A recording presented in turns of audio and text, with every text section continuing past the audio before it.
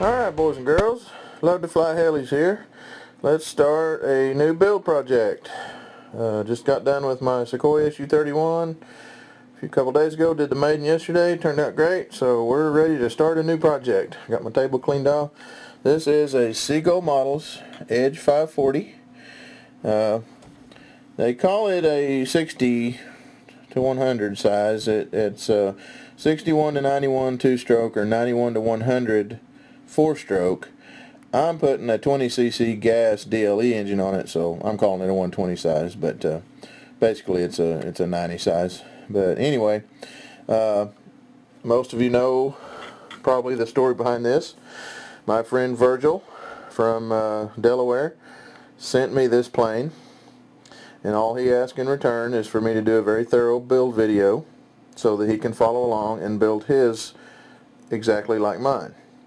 He's fairly new to the hobby of building and flying, so we're going to help Virgil out here. This is going to be a pretty long build series. I don't know how many parts it'll be, but I'll try to keep them 30 minutes or under. It's really hard to do and get much in there at all, but it is going to be very, very thorough. I'm going to film every single step that I do so that Virgil can see everything on this and get his built just like this.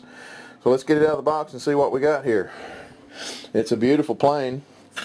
Love the color scheme. I don't have to worry about putting a pilot figure in it because it's got a black canopy, but very nicely built. Seagull Models, I like their planes. I have the Yak 54. I love it. It's one of my favorites. We just built Bill's Seagull Models AT6 Texan. It went together really well. But this thing here, well, get this off. Get the canopy off of it. They're built real good. I have not had any problems with them. Plenty of room inside here for everything. Virgil, I was going to modify a few things on here. I was going to put a pull system on the rudder. I've decided not to go with that. I don't want to make this any more difficult than it already is. This thing is set up to put 3 servos back here. There's one here for the elevator and half and a rudder, and then the other one has one for the elevator half. So I'm just going to go ahead and build it the way the book says, put the servos back here. Normally I put a pull system in here, but I'm just not going to worry about it. I don't have that part right now. I was going to order it. So we're just going to do the servos the way the book calls for. One thing we are going to have to modify is engine mounting on it. This is set up, the engine is set up to mount kind of catty corner, about a 45-degree angle down to the corner. We're going to have to change that. That works good for a nitro engine, but we're going to have to change that and re-drill these holes and tap them or move the blind nuts, because we're putting a DLE 20 gas engine on it. We want the head sticking down inverted on that. So that'll be one little modification that we'll do. But that's not hard. I'll walk you through every step of it. Get that going. Okay. I set a big old sheet of decals, real bright, colorful. So, and then, all right, we got a right wing. There's the top. Covering on this is just excellent. I mean, there's not a wrinkle or a bubble in it anywhere that I've found so far. The control surfaces are not hinged. You have to glue those with the CA hinges. But again, it's built really good. It will be a pretty easy model to build. Got your servo trays. It did not come with strings. A lot of them have strings that are taped inside here and then come out to tie your servo lead onto, but it's no problem. I have a little plumb bob deal that I'll show you how to make you one. You can use a little washer or anything, tie a string onto it and drop it down through here to tie a string on to run your lead through. So we'll do that. There's that wing. There's the other wing. I haven't taken it out of the plastic yet. This is going to be wingspan 68.2 inch wingspan. Pretty good sized plane. And there's the stabilizer elevator has. Again, the hinges are there, but we've got to glue them intact. And there's the vertical fin. And the aluminum tube, wing spar tube that goes in there. And let's see what else we got over here. We got a little handful of linkage. Looks like for the, yeah, that's all of them. They're going to be short because the servos, mount back here in the tail section. So, we got here, we got more linkage. Come with metal clevises. That's good. I like metal over plastic.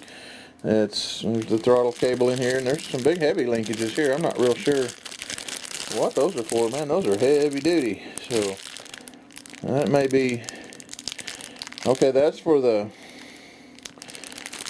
4 of them, so that's for, or 3 of them, so that will be for the rudder and elevator heads, I imagine. So they're good and heavy. All right, let's get this out of here. Got a cowl, nicely painted cowl. I did a really good job on that. The paint's nice and even, and I haven't stuck it on the fuselage yet to make sure it lines up good, but I'm assuming it will. Okay, and our bag of goodie parts here, and landing gear struts. They're aluminum, and I like aluminum. I had my Eagle 580 had fiberglass on. When I first got it, I thought, man, I like that. That's cool. They kind of spring, give. I don't care for them. First hard landing, it snapped them. So I went to aluminum. I put aluminum on it. So I do like the aluminum better. Now carbon fiber would be pretty good. All right, there's our wheel pants. Those are kind of plain. We're gonna probably decorate them up a little bit. All right, let me get this bag of stuff open and see what we got in here. Okay, I've got everything out of the little goodie bag, and most of you know from watching my build videos, I like to separate it all out.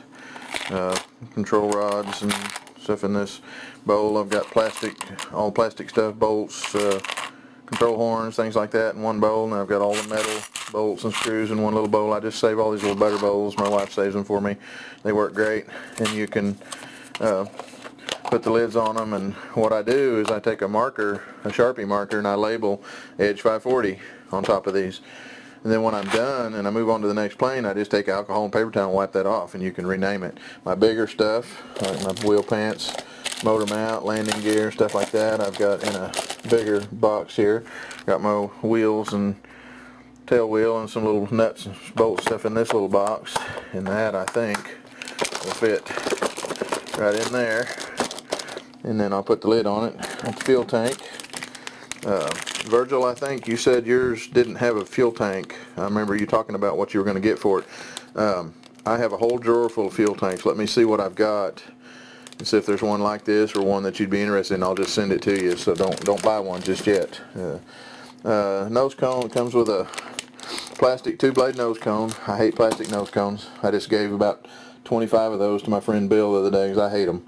I use all aluminum just about on most of my planes. I buy these aluminum nose cones from ATSRCplanes.com. They have a real nice website. They've got a lot of accessories. I think this 3-blade 2 3/4 nose cone was like $24, $28, something like that. Comes with the adapters and everything. So I buy all my nose cones from there. I've got tons of them I bought, and I've never had a bit of trouble out of them. They're balanced real well and do real good. So we'll be running a 3-blade prop with a aluminum nose cone, and I've got my prop over here in the drawer. I forgot to get it out. I've got a couple different ones. I'm probably going to run somewhere around a 14 or 15 inch prop on this thing. So one thing about it, the axles that it comes with, these are just like the ones that come with Phoenix models. I don't care for them that much. These are a little bit better. They've got the 2 nuts on them, but I'll just see how they tighten down. I usually buy the Great Plains axles with the bigger shank on the back of them, and I think I'm out of them right now, but I may order some. But alright, the only thing I got left on this, I've got to order my 2 switches and my 2 batteries for it. I've got everything else.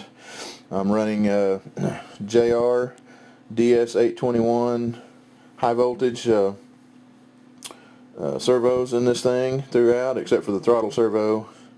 It'll be a little bit less. I think that's about it for now. We'll start getting this stuff out of the packages, and we'll get started working on it here. Well, probably not tonight, but in a day or two. I just want to get everything laid out and kind of go over it. I'm going to get it all out of the plastic and everything. So we will start the first build series, number 1. So stay tuned for that, coming soon. Thanks for watching.